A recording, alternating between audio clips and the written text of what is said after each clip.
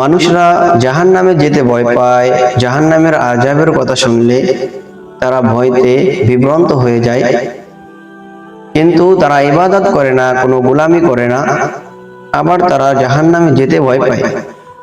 তার জন্য নবী করিম সাল্লাল্লাহু আলাইহি সাল্লাম একটি দোয়া শিখিয়েছেন, যে এই দোয়াটি যদি কোনো ব্যক্তি ফজরের নামাজের পরে 7 বার পাঠ করে, ফজর থেকে মাগরিব পর্যন্ত এর ভিতরে যদি ওই ব্যক্তি মারা যায়, আল্লাহ তাআলা ওই ব্যক্তির জন্য জাহান্নামের 7টা দরজা বন্ধ রাখবেন।